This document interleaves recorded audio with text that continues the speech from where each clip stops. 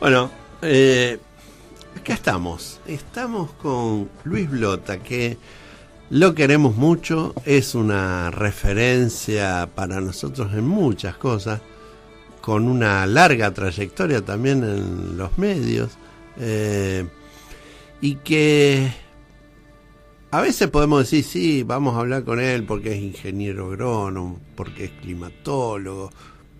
Él dice, y empieza siempre hablando desde otro lugar: mi experiencia más grande no viene de ahí. Buen día, ¿cómo estás, Luis? Buen día, Carlos. Un gustazo enorme estar con ustedes. Además que ustedes me formaron radiofónicamente. Por favor. Ojo. Por favor. O sea que ese es un rol técnico, pero después está lo afectuoso, lo que yo los quiero, lo que ustedes me quieren, lo reconocemos perfectamente. Así que muy, muy contento de estar. Lo que siempre trato mientras vengo hacia un medio de comunicación es lo que dijo una honorable presidenta de los argentinos. Ajá. No me atosiguéis. O sea que yo debería no... O sea que al principio, antes de haberme formado radiofónicamente, yo iba a un medio de comunicación y desarrollaba entre 70 y 120 frentes en simultáneo, y ya mi familia me empezó a decir: te escuchamos y tomamos aspirinas. Encima, realmente lo atosigamos de distintas maneras. Yo voy a contar algo así al aire de lo que ha ocurrido en la intimidad. Todos los años nosotros hacemos, entre otras cosas, como una fiesta callejera, donde le damos un cierre a los distintos talleres, actividades. En realidad, más que nosotros, lo organizan los pibes que hacen sus historias acá en la Pocho Leprati. Y bueno, como toda cosa que se hace en la calle, muchas veces nos ha tocado situaciones de un clima que no se sabe para dónde va. Y siempre la referencia es cuando uno ya no sabe, a ver, lo voy a decir de otra forma: cuando uno ya enterró el huevo, clavó los cuchillos, tiró la sal, esto, aquello, después dice, bueno, a ver, ¿qué va a pasar de verdad? Y llamémoslo a Luis. Y ahí nos comunicamos con él. Siempre Luis, una de las primeras cosas, porque yo le digo, no, pero nos fijamos hace una semana. Me dice, todo lo que sea más de 2 días no es muy creíble. Sí, Carlos, en ese sentido los pronósticos meteorológicos prácticamente estamos en 1930. Lamentablemente, los pronósticos a más de 72 horas aproximadamente han aumentado un 10% su precisión. O sea que en 1930 un pronóstico a 3 días era del 70%, o sea que de cada 10 veces que hablaba el pronosticador, 3 la pifiaba.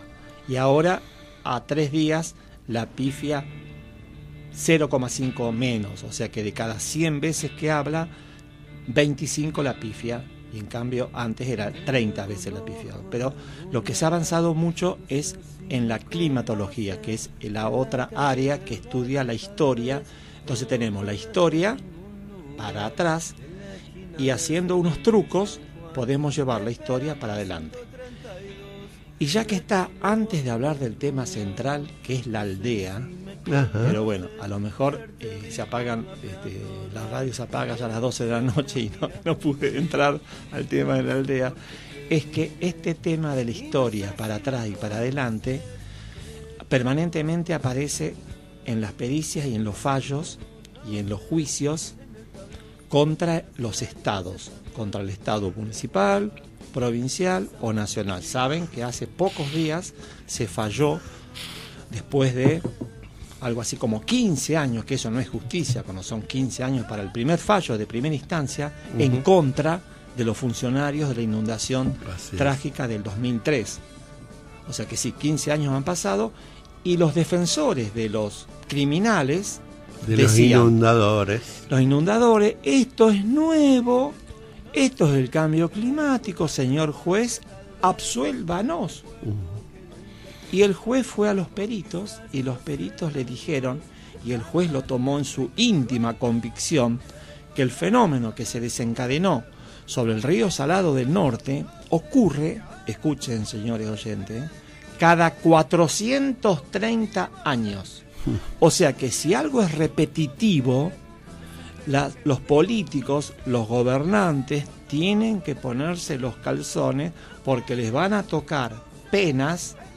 Lamentablemente el juez falló a favor, ¿verdad? A favor de los inundados y en contra de los inundadores, pero les puso 3 años de prisión no efectiva. Están intentando hacer una revocatoria de este fallo, pero quiero agregar que todos los fallos que he podido leer, fundamentalmente en la provincia de Buenos Aires, que de alguna manera y lamentablemente Dios solo atiende dentro de la General Paz y de rebote en la provincia de Buenos Aires, a pesar de que haya habido episodios catastróficos que la sociedad no logra, bueno, hay que poner mucha plata para iniciar una acción en contra del Estado. Pero en todos los fallos, los jueces siempre fallan en contra del cambio climático. Los criminales hablan del cambio climático y el juez falla diciendo, no, señores, esto ocurre cada 94 años, esto ocurre cada 430 años. Y voy a intentar entrar al tema de la aldea, ¿qué significa? Bien. El clima de la aldea. Porque, una salvedad, nos está escuchando desde Montevideo, en el milagro del streaming, del transporte de esta señal por internet, el director del Observatorio Meteorológico del Colegio Salesiano de Montevideo. Y hago una pequeña digresión para pegarle en la cabeza a los curas de Don Bosco de San Nicolás. Porque el Colegio Don Bosco de San Nicolás tenía un observatorio meteorológico que lo colocaron en 1880 y pico, y lamentablemente hacia 1940 cesó. El de Montevideo tenía la misma historia, había sido colocado en 1905 y en los 1940 cesó. Pero gracias al que nos está escuchando ahora, resucitaron ese observatorio en Montevideo. Y el director religioso, sacerdote, Don Bosco, de Montevideo, mirándome a los ojos, me dijo, usted se le va a encomendar una misión. Eu soy ateo. Le hemos encomendado una misión, encontrarse con el director político, el director eclesiástico del Don Bosco de San Nicolás, zamarrearlo y decirle, por favor, resuciten el Observatorio Meteorológico de San Nicolás. San Nicolás tiene 180.000 habitantes y el Servicio Meteorológico Nacional jamás instaló una estación oficial. Entonces, la oficiosa podría ser tranquilamente el Don Bosco de San Nicolás, así que esa es una misión que todavía tengo que hacer. Y cuando ocurren esas cosas, ¿uno cómo las puede llamar? ¿Es algo de no tener previsión? ¿Es algo de dejadez? Bueno, ¿de qué se trata? Sobre nosotros, sobre vos, o sobre mí, o sobre el señor operador, o sobre los albañiles que están trabajando acá tan maravillosamente, yo creo que hay algo de que uno habla, uno escucha, uno lee, la tía le dice tal cosa, pero no lo podemos internalizar. Y voy a la anécdota. Eso que se llama naturalización. Naturalización, claro. Voy a la anécdota. Tenemos una represa del arroyo Ludueña, que más o menos todos los que nos están escuchando saben que existe ese engendro ingenieril. Hay una presa del arroyo Ludueña que impide que aguas abajo de esa presa se inunde, con un artilugio muy piola de no necesitar mano humana para que opera sola esa. Bueno, ¿cuál es la anécdota? El recipiente donde va a recibir las inundaciones, o sea, el lago hipotético, está preparado para una tormenta que ocurre, aunque usted no lo crea, cada 10.000 años. O sea, que la ciencia y la técnica rosarina ya sabe cuál es la tormenta que puede caer cada 10.000 años. Y esa tormenta es de 1.000 milímetros en 8 horas. ¿Vieron cuando dicen, acá cuando pasó, ahora en Goya, en Reconquista, que los medios de comunicación dicen, pero será posible, llovió en 2 días lo que llueve en un año, llovió en 2 días lo que llueve en 3 meses? O sea, la concentración de lluvias en una sola oportunidad que eso produce, bueno, puede caer la lluvia de Rosario de todo el año en 8 horas. Y la presa del Ludueña está preparada. Eso significa que la clase política no ha internalizado que eso le puede caer, ojo, le puede caer a Rosario, a Londres, a Villa Manuelita, al Vaticano, o sea que 1.000 milímetros en 8 horas le puede caer a cualquier localidad del planeta. Por suerte tenemos el 73% del planeta de agua, así que espero que todas las tormentas caigan en el océano de esta índole. Pero si cae sobre una ciudad, la ciudad tiene que estar preparada para esa contingencia. Y fácilmente uno, como profesional, se da cuenta que la preparación es 100 a la menos 100. Por ejemplo, cuando vos te mudás, debería haber algo que te dijera, te mudaste a la calle Chacabuco al 3000, tu primer lugar de evacuación es X y el segundo lugar de evacuación es Y. Luego te volvés a mudar, te vas a vivir a Soldini, a Rafaela, a la capital federal, y siempre te van a decir, ¿saben por qué no está instaurado eso? Porque primero no se ha internalizado la prevención, y segundo, por lo que me dijo Carlos, que no diga al aire malas palabras. Pero bueno, este es el primer capítulo de que Rosario ya está preparada, entre comillas, para recibir la lluvia milenal, pero no está preparada lo demás. Sí está preparado el arroyo Ludueña. Viene y lo resiste. El lago se carga, tiene más o menos 12 metros de altura. Porque alguien puede decir, son tan tarados los ingenieros que hicieron esta represa, que cada vez que llueve espantosamente, casi no se llena. ¿Saben por qué casi no se llena? Porque hay una bondad climática de que no nos permite que haya... Porque uno puede decir, 1.000 milímetros en 8 horas. Sí, si caen 1.000 milímetros en 16 horas, y es una tragedia. Y si caen 1.000 milímetros en 32 horas, y una tragedia. En 2 días, una tragedia. En 5 días, una tragedia. O sea que la concentración de cualquier lluvia es una tragedia. Y otra cuestión que hace que todo sea más complicado es que ya somos 8.000 millones de personas.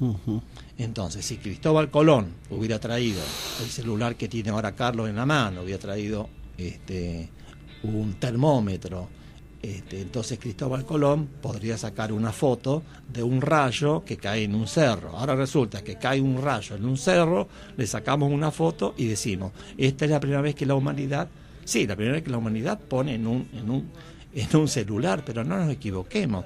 Los acontecimientos catastróficos no comienzan cuando vos nacés. Y hay un acontecimiento muy interesante, muy interesante para pensar, que es el terremoto de noviembre del año pasado, a 32 kilómetros de la capital, pero dentro del continente. Entonces, ¿cómo? ¿Hay terremoto en la provincia de Buenos Aires? Sí. No hay ninguna área de la Argentina libre de terremotos, pero la potencia y la repetición son infinitamente inferiores. Rosario tuvo un terremoto local. En realidad, el terremoto fue en el lecho del Río de la Plata el 5 de junio de 1888. Hace ya 130 años que tenemos silencio sísmico. Pero bueno, esto de que un niño de 12 años salga de la escuela primaria conociendo a su aldea, ya está incluyendo 3 capítulos. La evacuación simulada de su escuela 2 veces al año, o sea que tuvo 14 veces, y el preescolar y de los 3 años que también deberían tener 2 veces al año. ¿Ustedes se imaginan qué protocolo tiene la cárcel de encausados de calle 9 de Julio? 0. Lo van a hacer en función del sentido común del director, pero no de evacuaciones programadas. ¿Ustedes creen que las cárceles yanquis no tienen 12 evacuaciones anuales? Lo que pasa es que ellos tienen un ingrediente, que son las bombas atómicas. Pero entre una tormenta y una bomba atómica, o el calor, es tan dramático, también la muerte por calor, también podemos hablar en un capitulito. Pero bueno, estábamos hablando de un niño de 12 años que ya tiene el tema de la simulación de evacuación, tiene los 1000 milímetros en 8 horas y tiene un sismo. Entonces sale un niño de 12 años y cuando haya el próximo sismo, después de un silencio sísmico importante, sí se va a aterrorizar. Pero mi maestra de 4º grado me dijo que el 5 de junio de 1888 ya tembló Rosario. Entonces uno está prevenido. A mí, mientras vos estás contando todo esto, me remite a tratar de repensar, diferenciar las sociedades de educación de las sociedades de iniciación, ¿no? Donde en las sociedades de educación, las nuestras, nos toman como que nos van a dar todo el contenido de lo que tenemos por aprender, a quien nos dice las cosas así, pero hay poco de lo práctico. Digo, en los pueblos originarios seguramente había otra relación con relación a todas estas cuestiones. Yo tengo una anécdota patética que tiene que ver con mi infancia, con mis maestras, que tuve varias que tenían un desarrollo pedagógico. Por ejemplo, llevaban una lata de durazno y en varias clases se desarrollaba la fabricación de un pluviómetro. Alguien me pregunta, pero ya sabemos por qué vos estás ahí. Estás ahí porque la señorita Antonia te puso la semillita. Bueno, este tema de hacer cosas en mi infancia, en la escuela primaria, por ejemplo, dábamos seminarios, entre ellos sobre las teachers of Sarmiento, las maestras de Sarmiento. En San Nicolás hubo 3, porque mi infancia la transcurrió en San Nicolás de los Arroyos. Entonces terminó mi infancia y yo entonces congelé en mi memoria esos acontecimientos durante 35 años. Y mientras me entraban ideas de la evolución de la educación. Y yo, ingenuo, inocente y cándido. Llega mi prole. Cuando comienzan las clases, yo dije, pero estamos en 1957. No avanzó nada. La maestra de al lado, otra vez la censura de Carlos y el pip del operador porque iba a decir una mala palabra. O sea, que no se ha jerarquizado al buen docente y el mal docente sacarlo del sistema. Después estos chicos míos pasaron al secundario y ya ahí me daba ganas de estrangular a algún profesor y alguna profesora. O sea que en 40 o 50 años, entre mi primaria en San Nicolás y la primaria en Pergamino, donde yo desarrollé la actividad profesional y nacieron mis hijos, prácticamente no ha pasado nada. ¿Qué pasó con la escuela Serena? Nosotros a veces hacíamos eso de ir a la plaza y hacer desarrollos biológicos. En el secundario hacíamos cosas espantosas como lo que está prohibido, hasta debe estar prohibido narrarlo, que es la evisceración de una paloma, que quizás también vos, Carlos, que sos mucho más viejo que yo, hayas hecho con tanta alegría viendo una vecilla. Miren el corazón cómo pulsa. O sea que las cosas que hacíamos hacia la escuela Serena no están, sí están en directoras, porque por ejemplo, me está escuchando ahora una directora y me puede estar diciendo, yo lo hago la simulación 2 veces al año. Claro, porque por motu propio, los directivos por sentido común hacen esas evacuaciones, pero no está desde donde tiene que ser el sistema provincial de prevención, ¿no? Así que creo que eso es un poco el colofón que yo pretendo de esta charla, más que agradable y amable. Vos entonces estás planteando, somos ingenuos, inocentes y muy cándidos. Por ejemplo, inundaciones de enero del 18. En Arroyo Seco se inundó el Frías, o sea, Pueblo Ester, todas las localidades ahí cerquitas nuestras, y entonces iban los medios de comunicación a reportear a los inundados. Lo primero que decían los inundados es un error tremendo, y es: a mí no me tocaron timbre para avisarme. Le digo a los oyentes, jamás de los jamases te van a tocar timbre porque viene una ola de 60 metros de altura. No está preparado, ni siquiera está preparado en los países desarrollados. Lo que está preparado es todo un sistema de prevención. Por ejemplo, no nos olvidemos que Rosario está en un área increíblemente bella en el sentido técnico, climático, geológico, porque estoy como desahuciando los acontecimientos tremendos. Estoy diciendo, el clima y la geología de Rosario es, comparado con otros lugares del planeta, bellísimo y con menos problemas. Pero en la Argentina hay provincias con muchos problemas climáticos y geológicos y tienen al servicio de la prevención mejores instrumentos. Por ejemplo, todas las puertas de Rosario, como este estudio, deberían tener una hojita A4 que todos los primeros de enero se rompen y se escribe una nueva, que dice: silencio sísmico, 131 años, sismos débiles e infrecuentes. Y la sugerencia es: tormentas muy severas, de muy baja frecuencia, esté atento a las indicaciones de la Defensa Civil, que es el organismo que está detrás nuestro para hacer las actividades de prevención. La gente se queja mucho de lo que comentan, digamos, los pronosticadores normalmente. ¿Qué podés decir de eso? Bueno, hay un tema muy, muy, muy importante y que probablemente esta noche o mañana a la madrugada el sur santafesino se ha colocado en alerta meteorológica. Primero, esto como la invención del termómetro. Si alguien me va a decir que antes del termómetro no había enfermedades, el termómetro hizo y nos introdujo en una fiebre, no. Una cachetada al que dice eso. Y el que diga que la existencia de alerta meteorológico es porque cambió el clima, no, señora, señor, es porque hay un nuevo servicio de los inútiles, no, de los útiles del Servicio Meteorológico Nacional.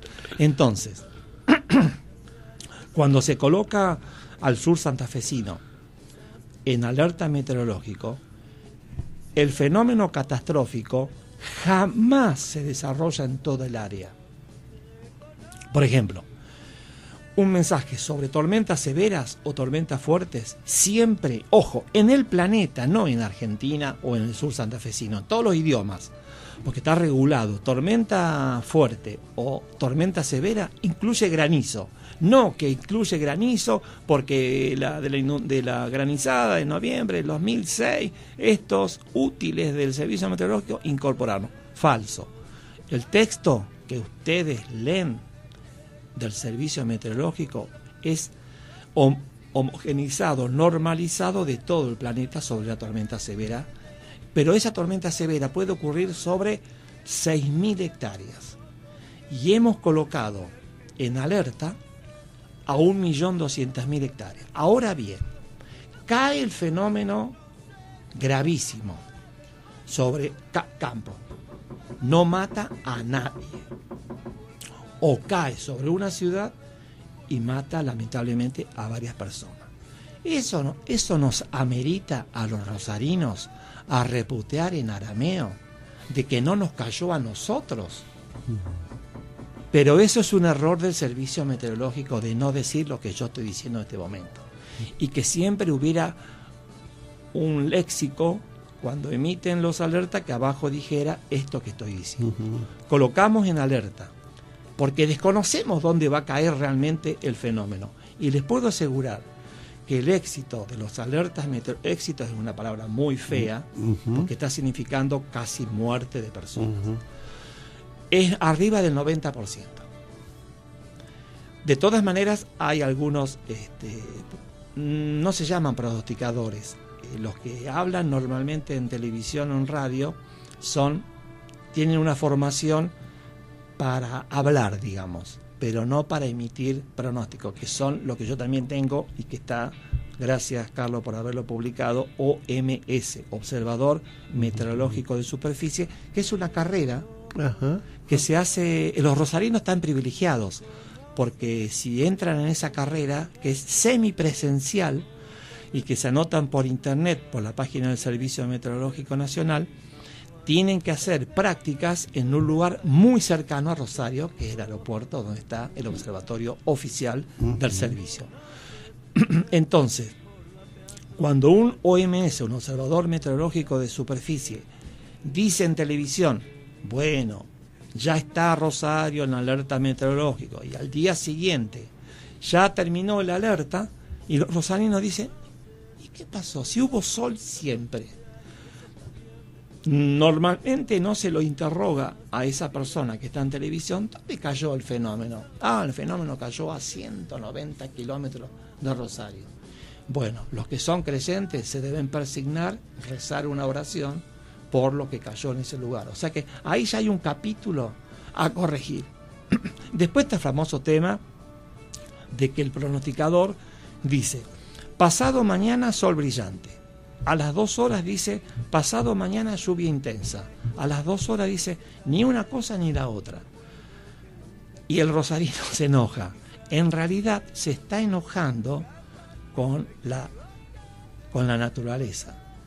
Los procesos son tan veloces en el desarrollo de acontecimientos climáticos. ¿Saben cómo se llaman las funciones matemáticas que ajustan estos procesos ambientales? Y ya que está, es exactamente igual a los procesos humanos. Se llama teoría del caos. Caos matemático, es una palabra matemática, que se sirve de funciones matemáticas apropiadas a estas situaciones. Por eso este tema tan fácil de ir Luis, el que habla, o Carlos, o el operador, a nuestro médico y preguntarle, ¿ya están los análisis? Sí, ya están, Luis, Carlos, operador. ¿Cuándo me voy a morir? Esa respuesta del médico, que va a ser probabilísticamente, no lo sé, probablemente te mueras a los 124 años de edad o dentro de 15 días. Sí. Esa banda, eso nos ayuda mucho a desmerecer los insultos a los meteorólogos, que es lo que nos ocurre. Claro, porque los dos ajustan a más o menos para decir cuándo vas a morir naturalmente, y debe haber entre 70 y 7.000 factores interactuando en simultáneo. Dicen los científicos que en algunos momentos se puede llegar a tener los 7.000 millones de factores, pero el proceso matemático para resolver la ecuación tardaría entre 40 y 80 años. O sea que vos estarías difunto y la máquina seguiría trabajando para entender cuándo te vas a morir. Por eso que voy a contar un detalle del cambio climático y del calentamiento global. Es una conjetura científica, y como no ha logrado salir de la conjetura científica, por ejemplo, vos me querés decir que lo que la ONU... Vamos a lo práctico. La ONU está diciendo que en el 2030... Es hipotético y conjetural. Y normalmente la historia desmerece las sentencias que se han ido emitiendo. Pero quiero ir a un ejemplo práctico de qué significa conjetura científica y qué significa ley científica. Todos sabemos que si el Ártico se fundiera absolutamente, el nivel del mar no crece ni un solo milímetro. ¿Por qué? Porque hay una ley de Arquímedes que tiene 3000 años de antigüedad, o sea que la maestra de cuarto grado que te lo explicó y vos ese día parpadeaste y no prestaste atención, lo que está sumergido ya está desplazado el nivel del agua, y cuando se funde el nivel de agua siempre queda igual. Y esto viene a cuento de que eso es una ley. Y la conjetura es una conjetura. Entonces, todo lo que se dice tiene que ser masticado por nuestro pensamiento, por nuestro sentido común y por la memoria. Si hay una cosa inútil, es decirle a un oyente que en una hoja ponga los días de cumpleaños. La que nos está escuchando tiene 22 años, pone 20, desde que tiene uso de razón, y que me diga si había sol o llovió. Es imposible y tonto, ¿sabe? Eso. A veces uno puede decir, a ver, hace om y pensá en los carnavales de los últimos 10 años. Sí, un día nevó, otra vez el agua estaba hirviendo. Pero, ¿sabes qué me viene bien? Esto de romper lo que es una conjetura y lo que es una ley. Es también una cuestión cándida de la extrema variabilidad del clima y la tontería de recordar, porque, por ejemplo, esto pasó con un amigo mío hoy a la mañana. Dice, en mi infancia yo trato de comparar la temperatura y le digo, ya estás pifiado. Porque, ¿cuánto pesabas cuando eras niño? Era flaquito. ¿Y ahora cuánto pesas? 190 kilos. O sea que vos estás comparando peras con manzanas. O sea que, porque otro problema de ingeniero, ¿por qué miente tanto en la radio La Hormiga? Sí, cuando yo era pibe tenía sabañón, ¿no sabe los sabañones? Sabañones menores de 30 años, hay que explicarle que es una dificultad de circulación en las manos, pies, orejas, circulación sanguínea que provocaba intensos dolores. Y las maestras, 1930, 1940, no se le vaya a ocurrir que en un grado habría una estufa, había 2 grados sobre cero. Y las maestras, con su sentido común, hacían ejercicios de frotarse las manos, y todos los niños con sabañones. Y el niño o el adulto menor de 30 años de Rosario, ¿qué pasó? Cambió el clima. Yo en mi infancia, hasta las 11 de la mañana, la palangana de mi mamá tenía 1 centímetro de escarcha y ahora está tibia. ¿Sabe lo que pasó, estimado Carlos? Cambiamos el clima de las ciudades. Y normalmente seguimos creyendo que lo que ocurre en mi manzana es lo mismo que ocurre detrás de Villa Gobernador Gálvez, detrás de Soldini, en Zavalla, donde está el verdadero clima histórico de Rosario. No hay cosa más hermosa que hablar con un gomero, el que arregla gomas y que tiene siempre un tacho importante de agua, y que no puede estar muy en el centro porque está prohibido la actividad, están en la periferia. Y uno les pregunta, dice, en un día muy frío, 8:15 de la mañana ya están laburando, porque tiene camioneros, y uno le pregunta, pero escúcheme, ¿cuánto hace que no se le congela el tacho? Y si es un hombre grande, y es su profesión, me va a decir, qué sé yo, antes de 1970, acá pasó algo raro. ¿Quién vino? ¿Tuzán? ¿Quién vino? ¿El padre Ignacio? No. Hagamos el siguiente ejercicio. Saquemos el 1,5 millones de personas que vivimos en Rosario, lo sacamos mentalmente, desaparecen el 1,5 millones de personas. Y luego saquemos todas las construcciones y hagamos campo. O sea, en San Martín y Córdoba, el campo que hipotéticamente Colón hubiera visto. Bueno, volveríamos al clima original de, digamos, el año 1816. Todo lo que fuimos agregando, por ejemplo, esto es muy fácil, vayamos al estadio, de un lado o del otro, vacío, y después llenémoslo, que también lo podemos hacer mentalmente, pero también lo podemos hacer porque podemos ir a visitar el estadio en un día que no hay concurrencia y generamos solo las personas calor, 1,5 millones de personas, pero las construcciones funcionan como acumuladores de calor. Por ejemplo, ayer,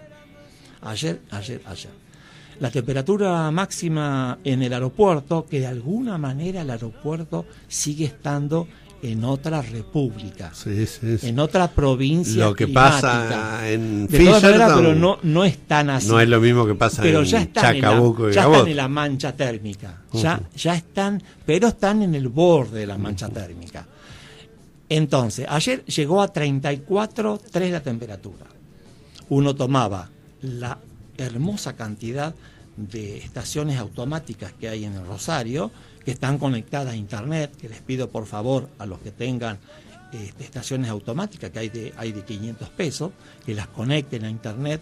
Wunderground es uno de los sitios más piola, porque ahí hay más de 40 estaciones rosarinas, y veía que la temperatura estaba entre 39 y 38 y 40, o sea, entre 4 y 6 grados más que en el aeropuerto. Eso se debe a que durante el verano, todo el año en realidad, la edificación que tiene esta megalópolis entrega calor. Entonces eso hace que en pleno invierno el microcentro rosarino no tenga heladas desde 1974.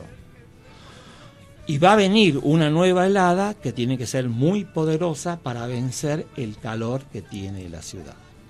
O sea que ese también es un engaña pichanga de que uno no puede comparar con nada de atrás. Ahora, yo tengo la sensación, que más que sensación la vivo como algo histórico, político, etcétera, etcétera, que en la medida en que este capitalismo salvaje, con la maximización de la ganancia, avanza, lo que no avanza para nada es algo que tenga que ver con la prevención y con el cuidado. Digo, a ver, ningún ejemplo de todo lo que voy a decir es tan terriblemente perverso y certero como lo que ocurrió en Brasil hace poco, con este espacio que se dio y hundió a toda una ciudad entera con centenares de muertos. Creo que la asignatura, yo la convicción que tengo es que la asignatura que le debemos a la humanidad son dos: que absolutamente nadie pase hambre, que absolutamente nadie se muera antes de los 80 años, lo que significa que tiene que haber la prevención en vacunas, o sea que los 8.000 millones, ¿solucionamos eso? ¿Cuál es para mí el segundo tema que hace que no podamos vivir 80 años? La contaminación. La contaminación también tiene que ver con la degradación de los recursos naturales. Un agrónomo, por ejemplo, trabaja en frenar o paliar las erosiones eólicas, las erosiones por viento y las erosiones por agua, que la naturaleza las tiene incorporadas, pero el humano se encarga de poner a disposición para que se sobreerosione. O sea que me parece que esas dos cuestiones, primero, porque por ejemplo, esto es lo que quiero comentar en este momento. Tomemos el material en castellano que hay sobre cambio climático y calentamiento global. Ya traje vos no me preguntaste qué había en el maletín que traje. Ahí hay $1 millón. Yo pago $1 millón al oyente que me diga que encontró la palabra armamentismo con las consecuencias del armamentismo. Fundamentalmente tiene que ver con cómo producimos 1 gramo de acero militar, cómo producimos 1 gramo de aluminio militar. ¿Ustedes están escuchando las conversaciones que están teniendo los popes del planeta? Están diciendo, ya tenemos un objeto que va a 9.000 kilómetros por hora a velocidades hipersónicas y que es capaz de desplegar 200 misiles nucleares, así que estamos muy contentos de ese desarrollo. Yo quiero que encuentren en las críticas y los comentarios, las reflexiones de artículos científicos y no científicos, de calentamiento global y de cambio climático global humano o antropogénico se denomina, que incorpore el capítulo del armamentismo, porque es muy común, y a mí me ha pasado, que a mí me parece una ironía fea, uno llega a una reunión internacional de cambio climático, y entonces en francés, o en inglés, o en alemán, o en ruso, o en chino, dicen, acaba de llegar el periodista Carlos desde la FM, desde la ciudad de Rosario, Argentina, y con sus compañeros, sus 300 compañeros en el avión de ala ancha, gastaron el equivalente a 19 toneladas de anhídrido carbónico que está recalentado en el planeta. Entonces vamos a hacer un minuto de recogimiento para entender e internalizar. Y entonces uno dice, me cacho en 10. Primero, 1 minuto de vuelo supersónico cuesta $40.000, sin hablar de contaminación. 1 minuto de vuelo supersónico. ¿Quién hace vuelo supersónico? ¿El Concorde? No, el Concorde no existe más. Los rusos tampoco tienen aviones comerciales, son aviones militares. O sea que el militarismo, el armamentismo, lo que estoy diciendo, avivemos, ¿no? Y vienen 4 a sacarme. Avivemos, ¿no? Se habla del calentamiento global para no hablar del armamentismo.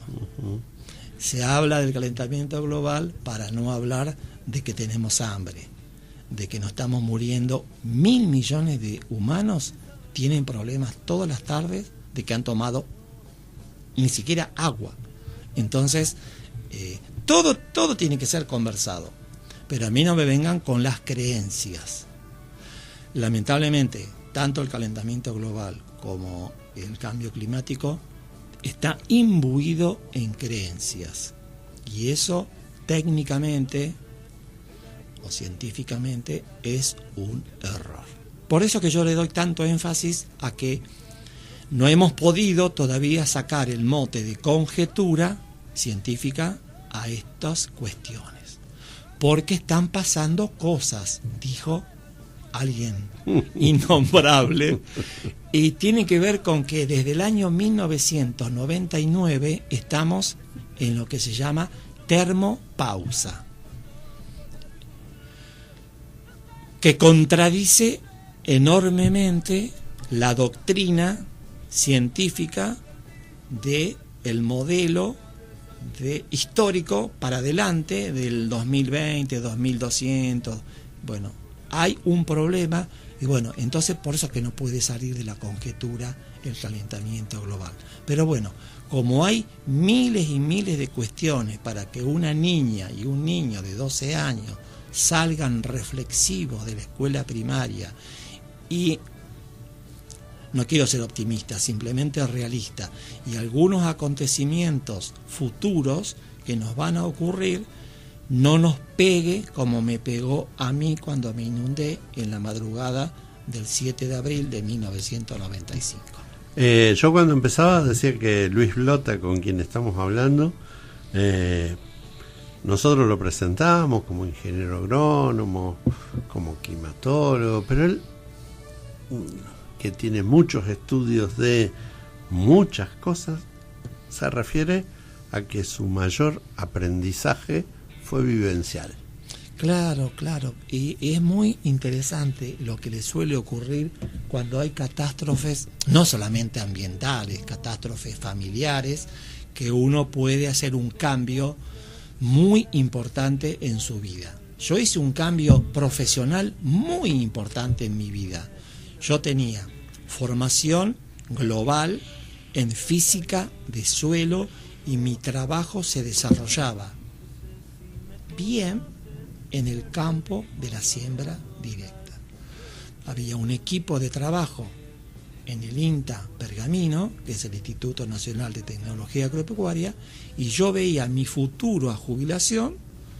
Tenía ya una maestría en la Universidad de Buenos Aires y así iba a terminar mi carrera y no había nada que lo cambiara.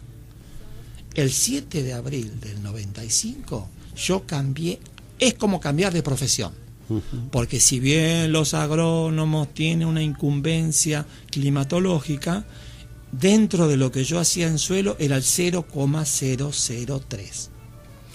Y de ahí pasó al 99,999. Me ayudó mucho otro innombrable, con el retiro voluntario. Y se fueron excelentes profesionales de climatología del INTA, y como Lolle Reutemann, yo que iba siempre segundo, terminé primero. Terminé abarcando, que tuve que hacer cosas portentosas. Por ejemplo, el OMS, el Observador Meteorológico de Superficie, que tenemos distinguidos técnicos en el Observatorio Meteorológico del Aeropuerto Islas Malvinas de Rosario, tienen turnos de lunes a domingo, 3, porque esto es más grave, porque este es un observatorio sinóptico, significa que cada 10 minutos hacen una observación, mientras que los observatorios comunes hacen 3 por día. Yo durante 2 años no me pude enfermar. Hice las 3 observaciones diarias porque Menem nos había dejado sin personal. Claro. Y vino una persona de un plan, mira lo que es la miseria humana. Lo quiero traer a colación, porque es importante. Esta persona, lamentablemente fallecida muy joven, que fue mi leal compañero, era excombatiente de Malvinas, pero continental.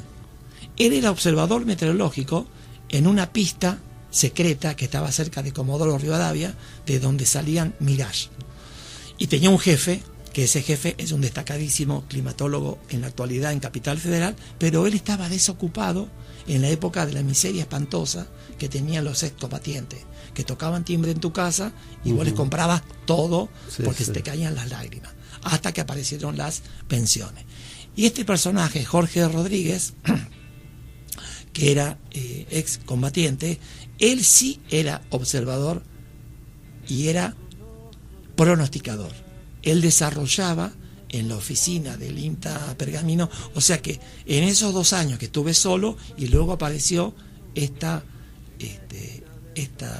diamante tallado, porque los agrónomos o los que no somos pronosticadores tenemos como una fascinación cuando tu compañero que está al lado tuyo está haciendo un pronóstico, porque los pronósticos se hacen con cartas o mapas, que son el perfil de la atmósfera. Entonces yo veía eso y me asombraba. De ahí salían los pronósticos que se hacían en el INTA, que recomiendo fervientemente. Bueno, él falleció en el 2008, yo me había retirado de INTA en el 2003, pero recomiendo fervientemente los que a veces te lo he dicho por teléfono, Carlos, los pronósticos que hace Clima y Agua de INTA Castelar, que se encuentra fácilmente en la web, en Google, haciendo Clima y Agua, y entonces los pronósticos, porque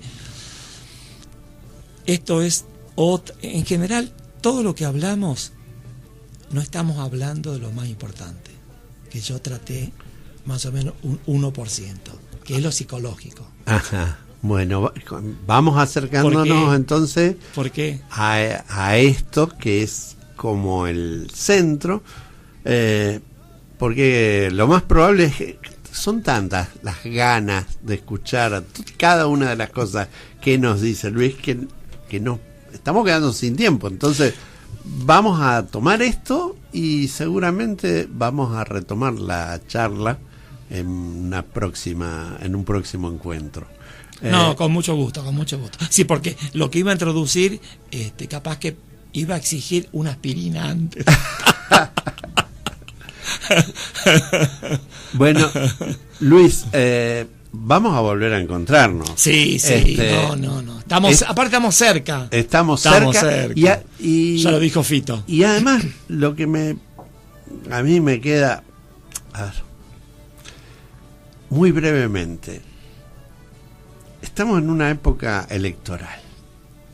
Se vienen otra vez. En medio de todas estas avatares, estamos escuchando a los que dicen que saben lo que nos conviene como sociedad, como personas, como es. Digamos, ¿alguien tiene en cuenta lo que desde el lugar de quienes han estudiado como ingenieros agrónomos en un país donde la base de todo lo que tiene que ver con nuestras tierras, con nuestras aguas, con nuestra con la porción enorme de naturaleza que nos ha tocado, es lo que nos conviene, o cada uno hace según el proyecto? Acá dejo una gran onda de optimismo. Ajá. Que tampoco se ha publicitado. Sabemos que es el ARSAT. Uh-huh. Es un proyecto argentino, sí. Que yo voy a decir algo confidente porque sé que nos están escuchando personas que no son buchones ni son ortivas. Uh-huh. Pero lo que la Argentina pretende es espiar el planeta. Y básicamente espiarlo climatológicamente. Uh-huh. ¿Por qué? Porque de esa manera la Argentina puede saber que a Australia le va a ir muy mal en trigo, que a Ucrania le va a ir muy bien con el girasol. Los 3 radares meteorológicos montados en los 3 ARSAT que están dando vuelta cada 90 minutos al planeta, le van dando a los organismos estatales. O sea que lo que estoy diciendo es que hay una herramienta fenomenal primero, ahí. No vamos a poner un satélite espía para ver si fabrican FAL los chinos. No, vamos a ver el clima. O sea que fíjense el rol que en un organismo de latas, de alambres, de ingenieros duros, de las ciencias duras, porque la climatología y la meteorología están en las ciencias blandas, porque entran en el área de lo probabilístico. Uh-huh. Pero en esas ciencias duras están comprando lo que hemos hablado en estos minutos. Así que fíjense qué estratégico que es para la Argentina, como para que valoremos lo que se ha hecho y lo que se va a hacer. ¿Tiramos una heladera, Carlos, al espacio? ¿Viste que también hemos dicho eso? No hemos tirado una heladera. Por eso, digamos, tanta importancia tiene la defensa de todo lo que son los espacios de ciencia y técnica. ¿Sabés qué prometo para esta cosa que vos me decís que yo voy a volver? Sí. Tengo que volver con un chiste climático que mate de risa al operador. Que ahora, yo te cuento, si me pongo a pensar cuántos chistes desde que tengo uso de razón recibí, y deben ser entre 8 y 15 millones. No me acuerdo ninguno. O sea, me dijera, yo no te contaría un chiste climático o una... Viste que hay muchas metáforas climáticas. España, Portugal, que yo tengo personas que me van mandando, viste, frases de medio... Por ejemplo, viento del este, lluvia como peste, ese tipo de dichos. Pero bueno, porque si no todo es muy amargo. Con esta promesa, que no es electoral, sino de trabajo, se despide Luis Blota. Ha sido un placer enorme y bueno, simplemente cuando vos me digas, tengo tiempo, lo organizamos. No, y también me gusta mucho haber estado porque ojalá haya una reverberación y algún oyente te escriba o te hable y te diga, no me gustó lo que dijo Blota en tal cosa, en tal otra. Esas cosas que hacen el ir y venir, ¿no? Ajá, sí, porque si no, uno está ahí en la alfombra, el aire acondicionado y la oficina. Así es, así es. Así que muy contento de haber estado. Bueno, Muchas gracias, Luis Lota. Vamos a un tema musical y enseguida vamos a ir cerrando esta parte, sobre todo porque vamos a dejar música acá con el compañero.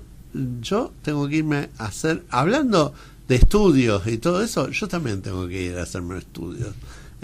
Y el médico, si llego tarde, me va a matar. Así que los vamos a dejar con la mejor música esta mañana y nos despedimos ya hasta el lunes, de esta manera, agradeciéndole a todos desde Radioteca en FM La Hormiga 104.3. Radioteca, la revista semanal del barrio.